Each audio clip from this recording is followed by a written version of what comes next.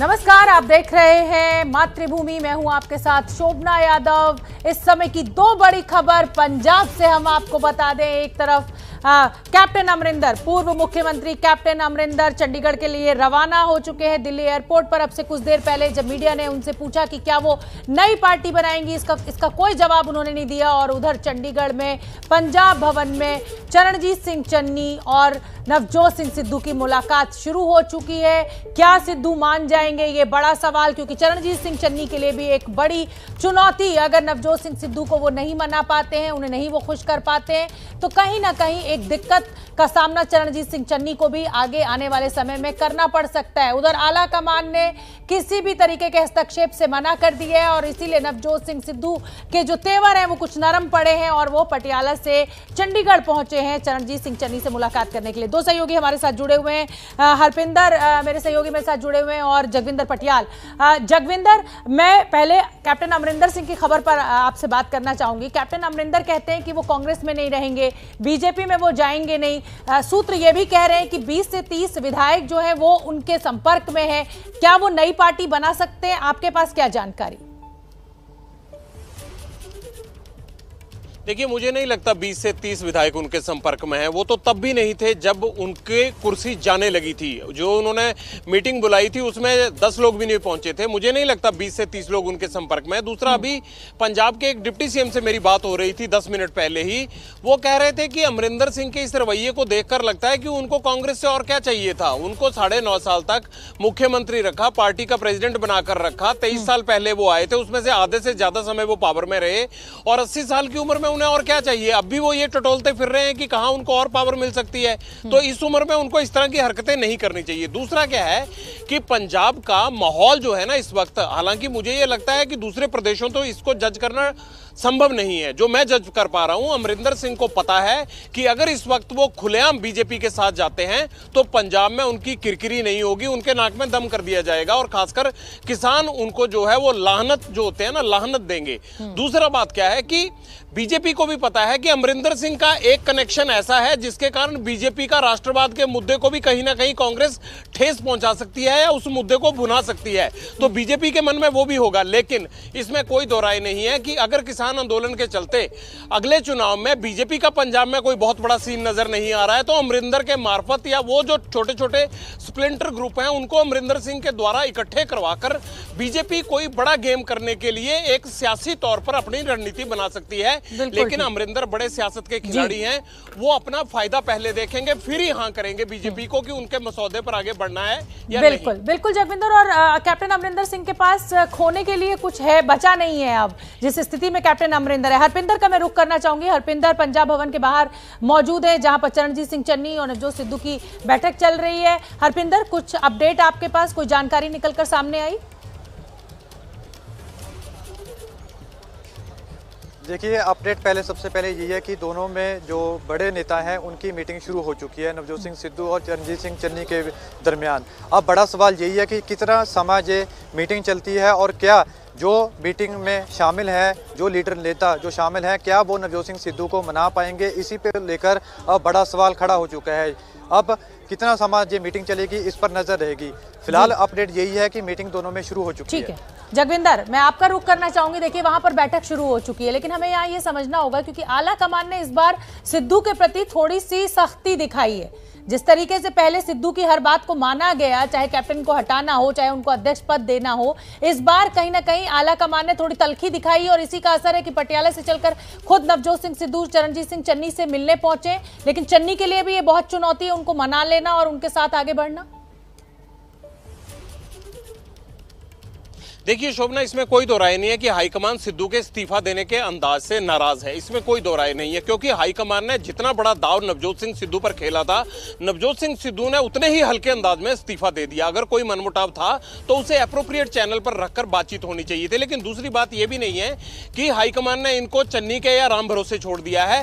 हरीश चौधरी का इस मीटिंग में मौजूद होना यह दर्शाता है कि हाईकमान की तरफ से एक प्रतिनिधि भेजा गया है जो पूरे मामले पर नजर रखेगा और आज की जो तमाम कार्रवाई मीटिंग में चल रही है उसमें क्या तथ्य हैं वो हाईकमान तक पहुंचाने का काम करेगा। सो हरीश चौधरी का यहां पर होना यह दर्शाता है कि हाईकमान की नजर इस मीटिंग पर भी बनी हुई है। दूसरी बात आप चुनौती की कर रहे थे, सबसे बड़ी चुनौती तो 2022 के चुनाव की है, जिसे लेकर ये कैप्टन को निकालकर एक गठजोड़ बनाया गया। लोगों की नाराजगी को दूर करने के लिए एक ऐसे चेहरे दिए गए जिसके चलते कांग्रेस को लगता था कि उनको भारी फायदा हो सकता है, और ऐसा दिख भी रहा था कि नवजोत सिंह सिद्धू और चरणजीत चन्नी की टीम जो है वो बहुत वाहवाह बटोर रही थी। लेकिन जिस तरह से दो नियुक्तियों को लेकर झगड़ा हुआ, मैं तो हैरान हूं कि क्या दो नियुक्तियों के लिए और अपने ईगो क्लैश के लिए आप 2022 का पूरा चुनाव दांव पे लगा देंगे। दोनों ही नेताओं के ये चाहिए, अगर ये मंझे हुए और सुलझे हुए नेता हैं तो मुद्दों पर गौर करके अपनी ईगो छोड़े, वरना इनके आपसी झगड़े में ये इस प्रदेश को गवा बैठेंगे। शायद ये इन दोनों को भी समझ आ रहा है। बिल्कुल जगविंदर, आप बने रहिए, हरपिंदर आप भी बने रहिए। और दो तस्वीरें अब अपने दर्शकों को दिखाना बेहद अहम हो जाता है। देखिए, कैप्टन अमरिंदर सिंह कह ही चुके हैं कि वो कांग्रेस का साथ छोड़ेंगे, लेकिन ट्विटर से भी उन्होंने कांग्रेस को हटा दिया है। जहां लिखा रहता था कांग्रेस INC, वहां पर अब कांग्रेस हटा दिया है कैप्टन अमरिंदर सिंह ने अपने ट्विटर हैंडल से। और दूसरी तस्वीर भी बहुत अहम हो जाती है, जब आज कैप्टन अमरिंदर सिंह एयरपोर्ट पर पहुंचे तो एकदम मौन व्रत धारण किए हुए नजर आए। चुप्पी साधी हुई थी उन्होंने जब उनसे पूछा गया कि क्या वो नई पार्टी बना सकते हैं।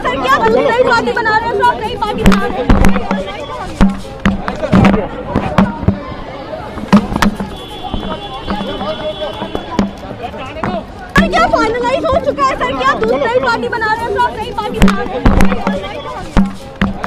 कुछ भी नहीं बोल रहे हैं। जब भी वो बाहर इस तरह से मिलते हैं मीडिया से तो हमेशा वो बातचीत करते हैं, छोटी बातचीत करते हैं, लेकिन आज एकदम मौन व्रत धारण करे हुए नजर आए। जगविंदर, ये तस्वीर बहुत अहम हो जाती है और मेरा अब सवाल भी आपसे यही है कि अब क्या सियासत इस जगह पर आप पहुंच गई है कि अगर आपके पास सत्ता नहीं है तो आप पार्टी की विचारधारा, आपकी खुद की विचारधारा, उसके लिए कोई ईमानदारी नहीं है, सिर्फ सत्ता और पावर ही चाहिए हर नेता को? देखिए हर एक का मसला पावर से ही है, चाहे अमरिंदर सिंह हो, नवजोत सिंह सिद्धू हो, चरणजीत चन्नी हो, या वो जो छोटे छोटे धड़े लड़ रहे हैं, हर कोई यहाँ चीफ मिनिस्टर बनना चाहता है। इसमें कोई दोराय भी नहीं है। पॉलिटिशियंस की ये लालसा भी रहती है, उनका टारगेट चीफ मिनिस्टर की कुर्सी ही रहती है या मिनिस्ट्री रहती है। लेकिन अमरिंदर सिंह का ये अंदाज पता क्यों है? अमरिंदर सिंह का ये अंदाज इसलिए है कि बीजेपी की जो भी प्रपोजल है उसको एक्सेप्ट करने के लिए अमरिंदर सिंह को माकूल माहौल नहीं लगता, और उन्हें ये लगता है कि उनके लिए ये प्रपोजल सही नहीं बैठेगी हाल की घड़ी में, मौजूदा स्थिति में। इसलिए अमरिंदर सिंह चुप हैं। वरना अमरिंदर सिंह ने जो कल शब्द कहे कि किसान आंदोलन पर बात हुई, कृषि कानूनों को रद्द करने पर बात हुई, पंजाब बॉर्डरिंग स्टेट है उसको लेकर बात हुई, लेकिन जो खबरें निकल कर आ रही हैं कि आप जो खिचड़ी पका रहे हैं उसमें पंजाब में बिल्कुल अलग माहौल है। अमरिंदर सिंह को इसका खमियाजा भुगतना पड़ सकता है। अगर वो कोई भी वर्स्ट स्टेप उठाते हैं तो उनकी जो पूरी राजनीति है उस पर दाग लग जाएगा। इसलिए वो हर कदम फूक फूक कर रख रहे हैं कि ऐसा ना हो कि कांग्रेस से गए और बाकी जगह से बदनामी का दाग लग जाए। बिल्कुल ठीक है जगविंदर, नजर बना के रखिए। उधर चरणजीत सिंह चन्नी और सिद्धू की भी एक अहम बैठक इस समय चल रही है। क्या मान जाएंगे सिद्धू? बड़ा सवाल। फिलहाल के लिए धन्यवाद। कानपुर के कारोबारी मनीष गुप्ता को लेकर ये बड़ी खबर हम आपको बता दें। मनीष गुप्ता के परिवार से मुख्यमंत्री योगी आदित्यनाथ ने मुलाकात की है। मुख्यमंत्री का कहना है कि मनीष गुप्ता की पत्नी को विकास प्राधिकरण में OSD की नौकरी दी जाएगी। राहत राशि भी 10 लाख से बढ़ाने के लिए जिला प्रशासन से प्रस्ताव देने को कहा है। कानपुर के कारोबारी मनीष गुप्ता की गोरखपुर में कथित तौर पर पुलिस पिटाई से मौत हुई थी। इस मुद्दे पर उत्तर प्रदेश में सियासत गर्म है। अखिलेश यादव, विपक्ष के नेता, आज मनीष गुप्ता की वाइफ से, पत्नी से मिलने पहुंचे थे और हाईकोर्ट के सिटिंग जज की अगुवाई में जांच की बात कही थी। अब खुद मुख्यमंत्री योगी आदित्यनाथ ने पत्नी को नौकरी देने का ऐलान किया है। सुन लेते हैं मनीष गुप्ता की पत्नी मीनाक्षी का क्या कहना है। CM साहब ने मुझे पूरा आश्वासन दिया है और मैं उनकी सारी चीज़ों से बहुत ही संतुष्ट हूँ। इनफैक्ट मुझे उनकी 2 चीज़ें बहुत अच्छी भी लगी कि उन्होंने मेरे केस की गंभीरता को देखते हुए पहले अपने मन से ही बोल दिया कि केस को कानपुर में ट्रांसफ़र करते हैं और यहाँ पे एक अलग टीम नियुक्त करते हैं। दूसरा, उन्होंने गोरखपुर में ये सुबह ही कह दिया था कि जो पोस्टमार्टम होगा वो पैनल के थ्रू होगा और इनकी FIR दर्ज कर ली जानी चाहिए। ये वहाँ से नहीं हुआ, बट इनका आदेश हो चुका था, ऐसा मुझे CM जी ने बताया। तो ये मुझे 2 बातें बहुत अच्छी लगी और मैं उनकी बहुत शुक्रगुजार हूँ कि उन्होंने मुझे मेरी इतनी सहायता करी। उन्होंने मेरी सरकारी नौकरी वाली दरख्वास्त भी मंजूर करी है और अविराज के फ्यूचर के लिए भी कुछ धनराशि देने के लिए कहा है और सीबीआई जांच के लिए भी उन्होंने प्रार्थना पत्र के लिए कहा है कि आप आवेदन करिए, मैं देखता हूँ।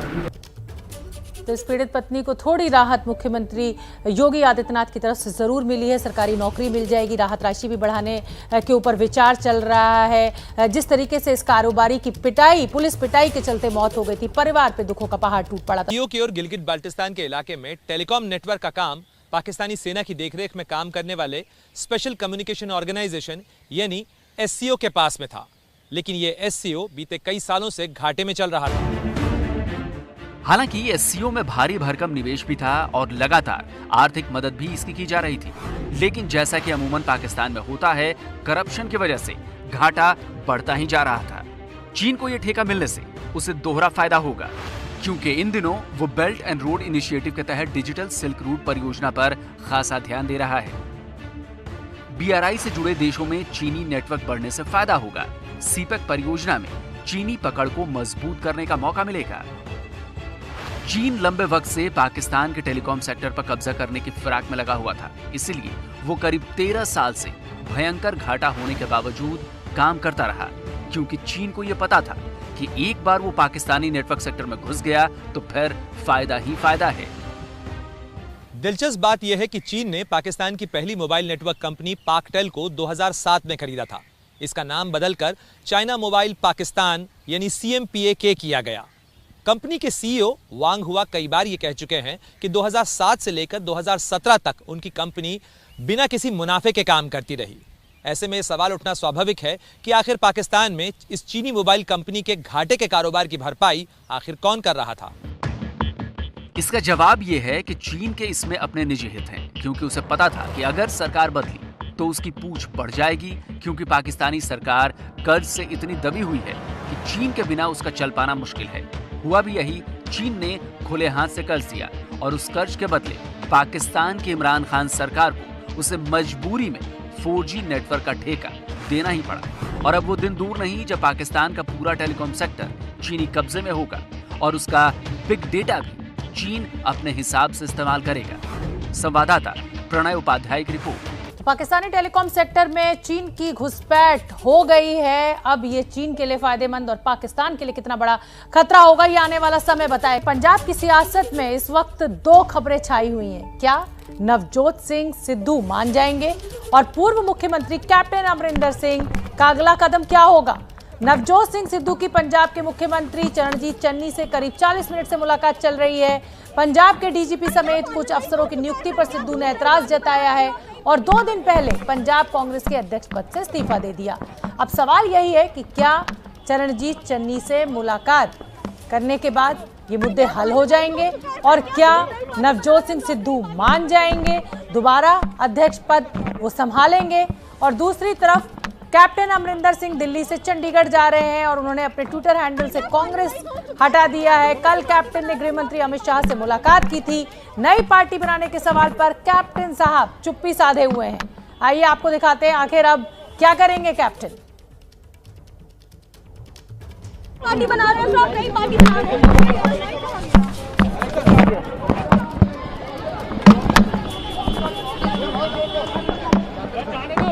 क्या फाइनलाइज हो चुका है सर? क्या दूसरी पार्टी बना रहे हैं तो आप नई पार्टी बना रहे हैं?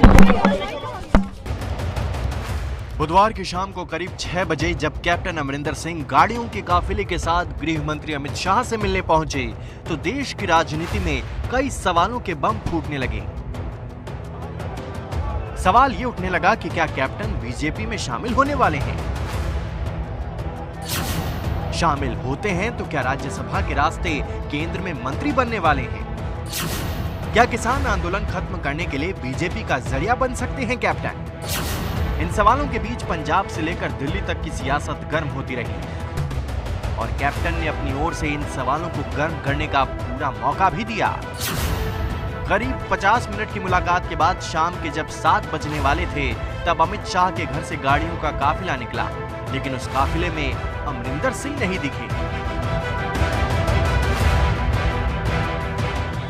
तो यहीं से उस आशंका को बल मिला कि क्या कैप्टन बीजेपी में शामिल होने वाले सवालों से बचने के लिए दूसरे गेट से निकल गए। ये सवाल अभी राजनीतिक गलियारों में तैर ही रहा था कि कैप्टन ने ट्वीट करके बता दिया कि किसान कानून पर उनकी गृह मंत्री से बात हुई है।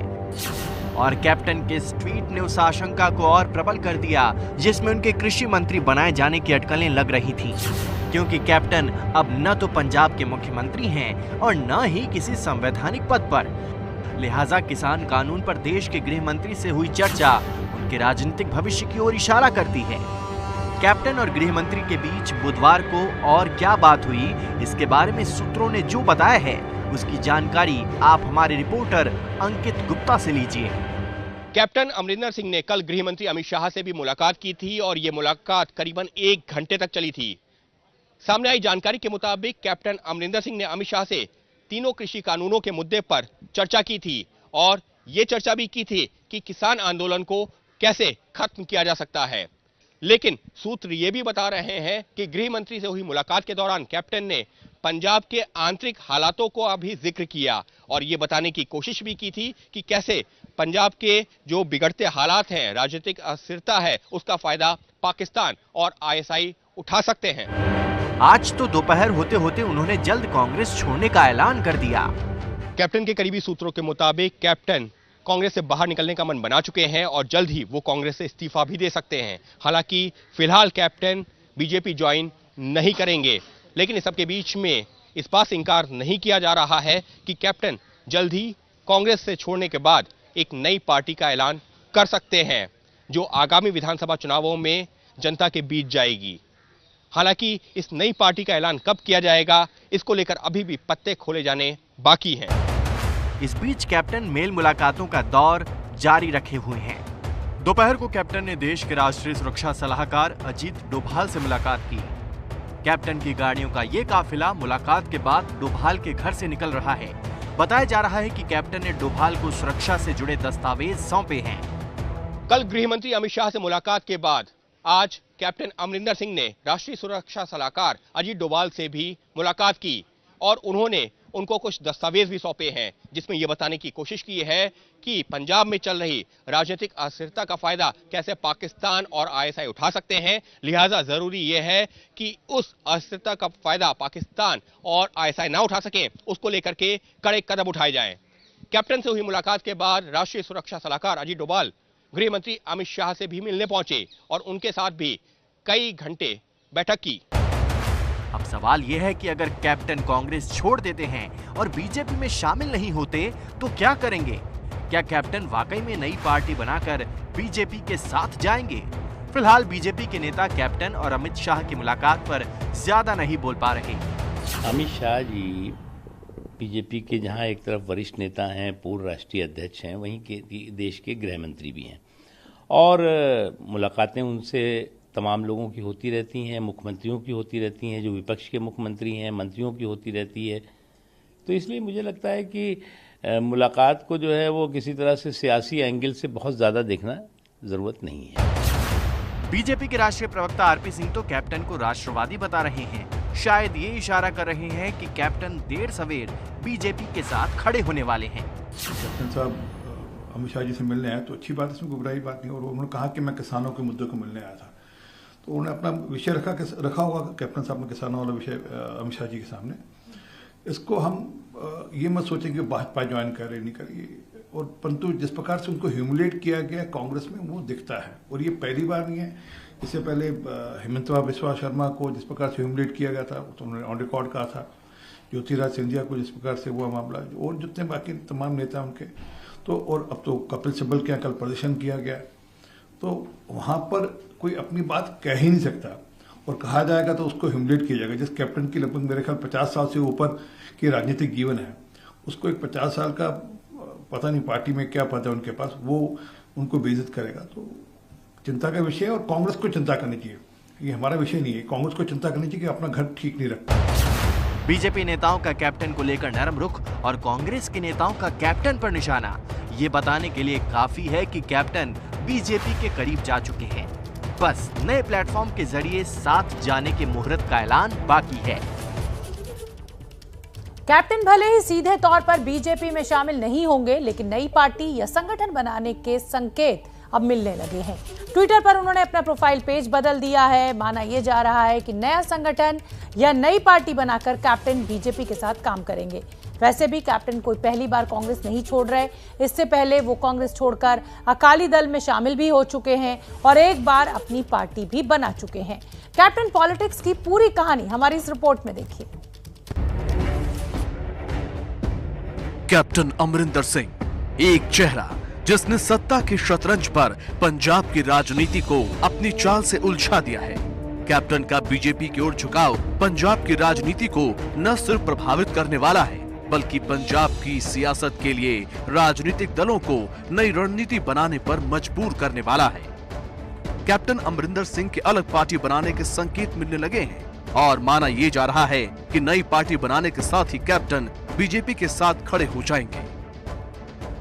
पंजाब में बीजेपी को वैसे भी खड़ा होने के लिए एक मजबूत सिख नेता की दरकार है और पार्टी नेतृत्व को लगने लगा है कि उस जरूरत वाली जगह को कैप्टन भर सकते हैं। इस वक्त पंजाब में कैप्टन को पार्टी चाहिए और बीजेपी को एक चेहरा।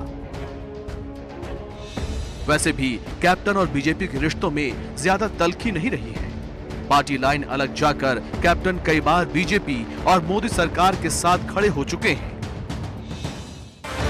चाहे जलियांवाला बाग में सौंदर्यीकरण का मुद्दा हो या फिर पाकिस्तान के साथ भारत के संबंधों को लेकर, कैप्टन को बीजेपी देशभक्त कहती रही है। कैप्टन अमरिंदर सिंह साल 1963 में एनडीए से पास आउट होने के बाद भारतीय सेना में अपनी सेवाएं दे रहे थे। बाद में उन्होंने सेना से इस्तीफा दे दिया था। बाद में 1965 की जंग में वो दोबारा सेना में लौटे थे।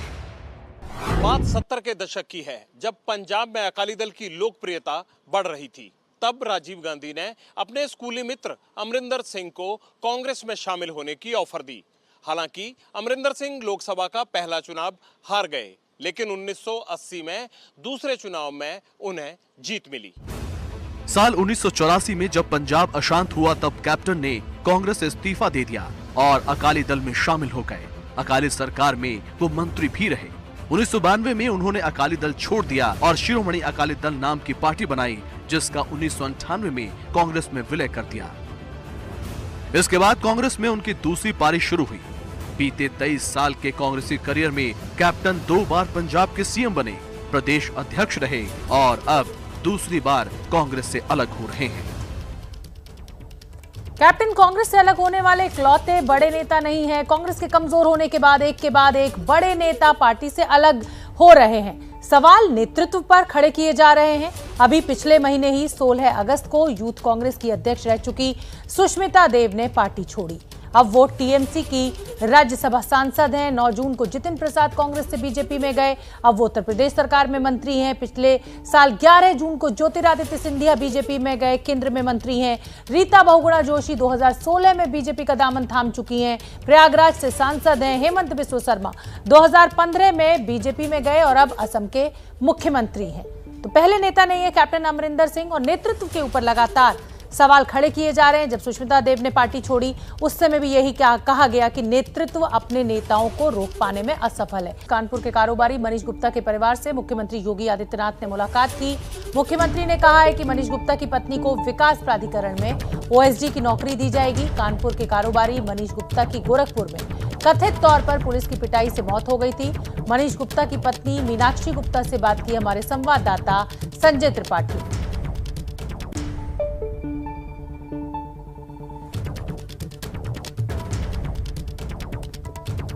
गोरखपुर पुलिस की बर्बरता के शिकार हुए मनीष गुप्ता की पत्नी मीनाक्षी गुप्ता ने मुख्यमंत्री योगी आदित्यनाथ से मुलाकात की है। कई मांगे उनकी मांग भी ली गई हैं। हमारे साथ मीनाक्षी गुप्ता इस वक्त मौजूद हैं। मीनाक्षी जी, क्या चर्चा हुई योगी जी से?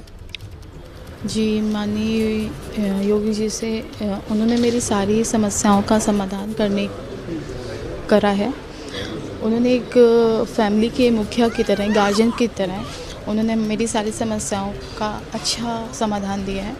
जैसे कि हमारी सरकारी नौकरी की मांग थी, क्योंकि परिवार का भरण पोषण अब करने वाला कोई नहीं था, तो उन्होंने उस बात को मानकर मुझे केडीए में नियुक्ति दिलवाई है।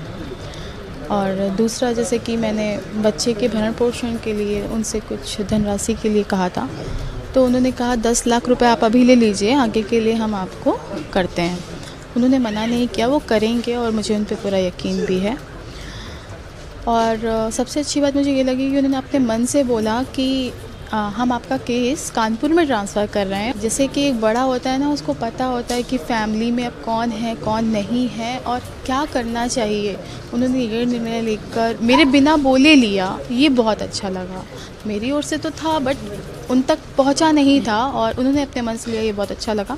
साथ ही में उन्होंने गोरख पुलिस को सुबह जब मैं वहाँ पहुँची हूँ तभी बोल दिया था कि जो पोस्टमार्टम होना है वो पैनल के थ्रू होना है, प्लस इनकी FIR दर्ज करा लीजिए।